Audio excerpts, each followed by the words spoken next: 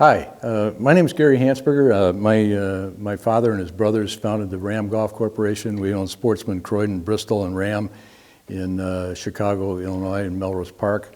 And I've been collecting golf equipment for about 50 years. We're here at the Midwest Golf House at the CDG offices down in Lamont, Illinois. And we just wanted to share with you some of this, some of the collection of Scottish golf balls and hickory clubs and some of the more unusual golf equipment pieces that have been made through the years. We just wanted to look at a couple of things here. Some of the early golf clubs and technology was very interesting. Probably first and most important in golf is the rut iron that was made to extract the ball out of wheel ruts in the courses in Great Britain, Ireland, Scotland, and England, because you could drive your cart through the courses and create a rut with your wheels, and so you needed a club like that to extract the ball, which, by the way, was probably a feathery ball at the time, made with a leather pouch stuffed with goose down that was soaked in lye and stuffed in there. Those were popular from 1400 to about 1850 when the gutta percha balls came. These are solid rubber balls that were made in about 1850 and were popular up till the latter part of the 1900s, when bramble balls were also part of the gutta percha family, and then the more modern golf ball with rubber band windings and balata covers came in probably early 1900s. Other interesting types of equipment made, these Smith's niblicks that were supposed to be shankless, and we know what that all means, but a lot of this stuff was all made a lot of the early clubs were made in blacksmith shops with hickory shafts, wrapped leather grips, until probably the early 1900s when steel started coming in, and you'll see a lot more different types of clubs, and a lot of this stuff had early scoring lines that were hand hammered in there, and some of the early clubs didn't even have any scoring lines in them because they didn't really know much about spin. And we can get into that a little bit more when we start talking about the development of the gutta percha ball. Putters are very interesting. We have some Burma putters from Vulcan Golf that were out of Ohio in the early 1900s. We have some mallet putters here, Schenectady that was made in New York. A very, very crazy putter, first center shafted putter that was manufactured. Here's an interesting piece. This is a Bristol putter that was made with a wooden grip on it with a groove in it for your grip. It was very interesting. It's called the Little Poison. It was patented in about 1920. We can go on to a few other crazy things. Some of the more modern stuff, we have, people are always experimenting with different types of putters, that would allow you to roll the ball better, like this thing that theoretically would track you on line, or this putter that had a roller face on it. Very interesting stuff. Or the Bass Ackwards putter that had the head coming out of the toe, the shaft coming out of the toe, and was face balanced in a different way. Very interesting hickory that we should talk about briefly, made in Scotland. And you can see this is a blacksmith iron. It has no scoring lines on it because they didn't understand spin. Because back when they used feathery balls, the ball didn't spin very well. It didn't go very far either, probably maximum of maybe 180 yards or so. Today they're hitting at 325. So that's one of the more interesting old Scottish clubs. This is another one with another interesting scoring pattern in it with the little dots in there, circular dots. Another interesting Scottish piece. And we have waffle-faced irons. This is when they first started trying to figure out how to spin the ball to keep it airborne. So they put these deep grooves in there, and that would allow the ball to spin a little bit more. That's called waffle face. Another interesting phase of golf equipment started to occur in the early 1900s when the steel shaft came into play. The first steel shaft was the Bristol steel shaft out of Horton Manufacturing in Connecticut. And we have some examples of that somewhere, but they started to paint them with different colors to make them look like wood. There's some examples of tan ones like this maybe right here. There's an early Pyrotone steel. It looks like wood, but it's not.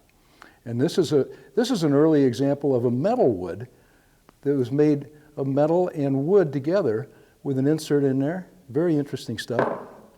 A lot of these interesting clubs at that time were made what they called fancy face inserts. You see all these crazy designs on there, just beautiful stuff. So that would take us into the 30s. Let's talk briefly about this. This is one of the first steel golf shafts made, called the Bristol steel shaft, Horton Manufacturing in Connecticut. And this happens to be on a Vulcan persimmon club with a fancy face in it. Very beautiful piece of work, and a weight in the back. So if we were to kind of explore the manufacturing capabilities and what was going on in technology and golf equipment from, say, the 30s, 40s, and into the early 50s, we'd be looking at steel shafts from True Temper, which went into some of the fine forged golf clubs from Wilson and Spalding and McGregor and Ben Hogan, and our company Ram was in that, and Powerbuilt and a number of other companies that we'd recognize. And at that time, most of the golf balls that were manufactured were a balata cover over a wound, little centered with a little round ball in there that rubber bands were wound around real tightly, and a balata cover was molded over that. You can see the old windings in there, and the cover that fell off of this one. We all knew how to smile the ball back in that time when you hit it a little bit thin and you put a smile in it. So again, in review, most of the golf clubs made from the 30s, 40s, and 50s, and 60s, and even into the 70s and 80s were steel shafted golf clubs with forged irons. In other words, drop forged heads that were hand stamped and ground and scoring lines put in it, and accompanied with either persimmon or laminated woods of various different styles. You know, you can see it's a solid block of wood. The persimmon is a solid block of wood, like some of the old famous McGregor clubs here, this turning velocitized. Or some of the clubs were made with laminated wood too, with maple laminate woods. So that was the primary manufacturing style up into before the metal wood really came into play. Let's talk a little briefly about one of the most important aspects of the game of golf is rolling the ball into the hole with a putter from either just off the green or maybe way off the green in the case of links courses, or certainly on the putting surface. Now, they vary in all kinds of different shapes and sizes. Most of the putters early on were made with a heel shaft, where the shaft came out of the heel, a little blade, hickory shaft wrapped with leather grip, and that was your basic putter, until the Schenectady happened in about 1903, which was a mallet with a center shaft. There were other mallets made that had heel shafts to them too, like this one. But this is a putter that actually changed history because Walter Travis won with it and caused the R&A, because it was made in America, caused the R&A to void the putter or say it was illegal because it had a center shaft in it, which caused the USGA, I think, to tell the R&A boys that they couldn't bring their little ball over to America to play anymore, the English-sized ball. We're going to get into some interesting things that Mr. Karsten Solheim did at Ping Golf. When he started manufacturing golf clubs in the 50s and primarily in the putter business, he changed the world when the Answer putter came out, which was a plumber's neck putter with a kind of a neck kind of like this Bettinardi here, but a little bit different than that. This is one of Bob's famous putters from Chicago, by the way. Here's another very cool Bettinardi putter. But back to Mr. Solheim. When he came out with a plumber's neck the shaft came down, then the blade was attached to that behind, he just changed the whole world. The putter business revolutionized when he did that. And you can see some of his earlier designs. These were Scottsdale. His factory's now in Phoenix. He started out in his garage in Redwood City, California, and he developed the Answer putter in Scottsdale, California. And I've got a couple of those, but they're not here. But they're extremely interesting. And his design of heel and toe weighting really changed the whole industry, from the putter standpoint to the iron standpoint. And he was reluctant to get into the metalwood business, which he did later, and they do very well in it today. But there are also some crazy things in golf, like this putter that has a spinner on the bottom so you could align your putter and it wouldn't scuff the ball as you rolled through it. Or this one, it actually has a roller that spins it. Crazy. Some of these, here's a kind of a crazy offset thing. To develop putters that were, just absolutely nuts, because everybody's crazy about knocking a putt in. But when you do something like this, I don't even know how you could use it, but it's here. It's interesting, and it's here. Okay, I think at this point it'd be very interesting to kind of talk about the next true innovation in equipment. Not necessarily the graphite shaft, which we're going to get into in just a little bit, but it's called the transition from wooden woods of persimmon or laminated maple, like this one, into metal woods. There have been a couple companies that tried that early on, and some of them were very early. Like this piece was a metal wood that had a removable top on it that you could change the weights on it, but a wooden faceplate to it. Steel shaft, very interesting. And Pedersen was a company on the East Coast that manufactured some very, very cool metal woods that were earlier than the stuff we're going to talk about now. Those were more of a solid die-cast type of a metal wood. When in the 60s, 70s, Gary Adams did a very unique thing with founding the company TaylorMade in McHenry, Illinois, by the way, by coming out with a hollow investment cast stainless steel metal wood. This is one of the early ones. This is the original one, TaylorMade, and it revolutionized the whole business because the ball would jump off this club face a little faster. You could hit it a little farther. It made a different noise than a wooden wood, which you had more of a solid kind of a thuck type of sound, and the metal wood boinked. So you had this wink from the metal wood. And it really became very popular, especially when Jim Simons, I think, went on the tour with one of them in the bag. And then everybody started using it. And a lot of companies followed it. All the equipment companies followed him into that generation of product. Just amazing.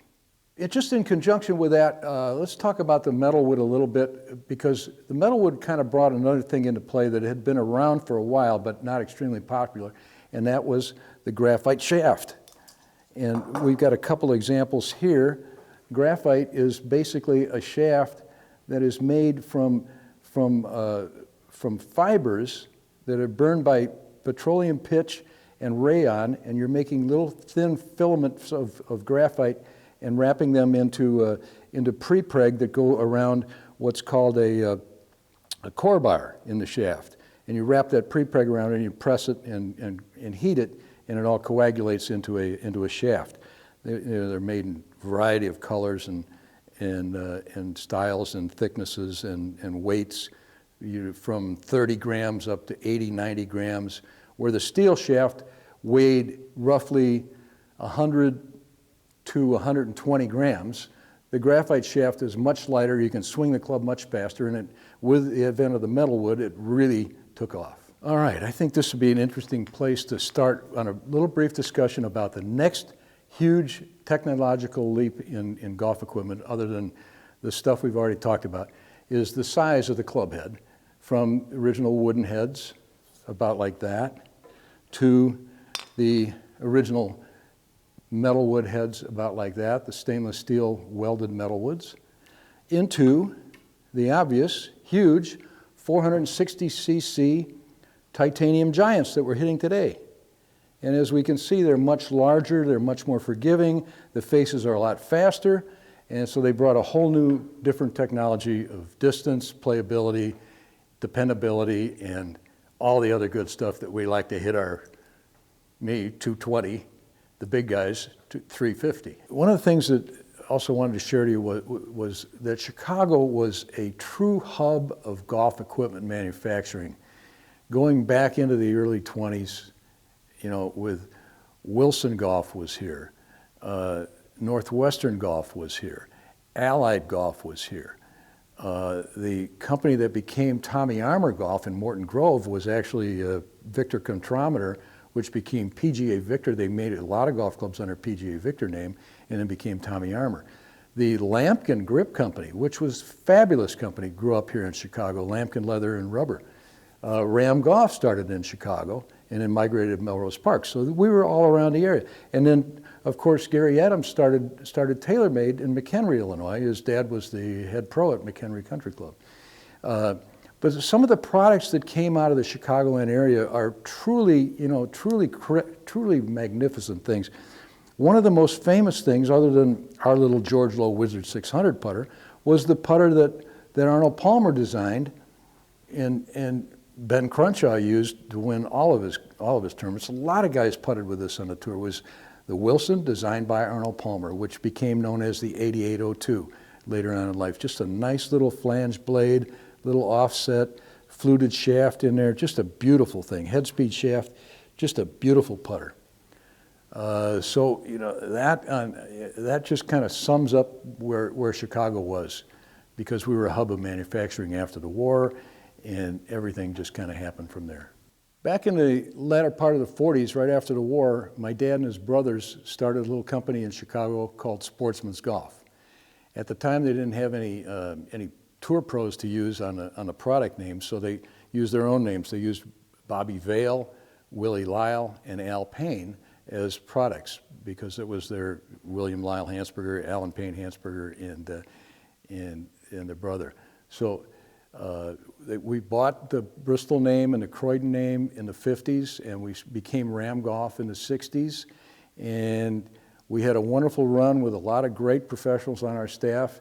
And then when in the middle 70s, we signed this gentleman right here. That's my father and Tommy Watson signing his first contract with us in the mid 70s. And Tom went on to win 5 British Opens, 2 Masters, and a U.S. Open in '82 at Pebble Beach when he chipped in famously from the backside of 17. So we made some wedges under the Tom Watson name, which were extremely popular. And that was just a wonderful part of our whole history in the equipment business, that whole run on Ram Golf. I want to show you another couple interesting things back here. There's one of the more interesting products we made was called the Zebra Putter. Let's go take a look at them. As Ram Golf kind of grew and its reputation grew, and thanks to Mr. Watson, our credibility was improved because he was winning everything with our products. We happened upon a new development in putters, which we talked about briefly. It was called the Zebra Putter. The original Zebras had a swivel hosel in them, so you could move the shaft around and straighten it and set it up to the exact position that you liked, so it was face balanced and you could tighten it in position. It was a very interesting putter. We made and sold millions of these things, and everybody probably had one at one time. Lots of great players played it. So that's a great history of the Zebra Putter. One of the more interesting personalities in our whole family history at Ram Golf was Bob and Lyle and Al's younger brother, Jim, who became president of the company after we bought it back from Colgate-Palmolive in 1980. Jim ran that company like it was a steel drum. He did a great job. He was a great marketer. He interfaced with all the tour professionals. He did a great job for us, and unfortunately he passed away earlier this year. Great man, and had so much to do with our company. He was 10 years younger than my father, and I will never forget him. And his son, Scott, my cousin, who still lives here in the Chicago area and has one of the coolest pieces you guys will ever want to get a hold of, the original tooling master for the George Lowe Wizard 600 putter. There's another story we'd like to tell about putters and the Ram Company, or the predecessors of the Ram Company. Back in the 50s, Mr. Jemsek, Joe Jemsek and Frank Jemsek had a teaching professional at St. Andrews named George Lowe, who was a great student of the short game, was a great putter and chipper, and instructor for a lot of great players and movie stars. And he developed some putter models that he wanted to have manufactured. So my dad went to meet with him, and they made a deal to make putters under the George Lowe Wizard models. We made like 6 or 7, maybe 8 different models. Some were mallets and some were blades. But the interesting thing about this story is that Mr. Lowe, after we were making these putters under the Sportsman and Bristol name before Ram, got one of these putters, this Wizard 600 model, into Jack Nicklaus's hands on the West Coast after Nicklaus had shot like 68 with 36 or 37 putts one day, and he couldn't make a putt to save his butt. And he got one of these putters in his hands, and Nicklaus won like 16 of his 18 majors with putters that we manufactured under the Sportsman and Bristol name. Extremely cool. The Wizard 600 putters made under the Sportsman name and Bristol name in Melrose Park, Illinois. I want to thank you all for enjoying this little trip through golf history with us here at the Golf House in the CDGA down in Lamont, in Illinois. This means very much to us. You know, the history of the game is so fascinating because of where it came from and where it's going to. And it's all about the youth of America. And I think that when you talk to kids about where this started in the 1400s, maybe 1300s in Scotland with shepherds beating their sticks and stones down the path, chasing sheep around a golf course, that it was nothing like today's golf courses. They get interested in, because these high school kids are hitting at 325 today, and these guys couldn't hit it 160 yards with a feathery ball and a hickory shaft back then. So it's very interesting, and the way this all evolved, you know, I had this kind of wonderful collection of stuff, and I felt it was very important to share for the future, because it doesn't belong in my basement. It belongs where somebody can actually take a look at it. And you know, it's all about the kids, so we support everything that we're all doing for kids golf, and it's the future of the game, and thank you very much.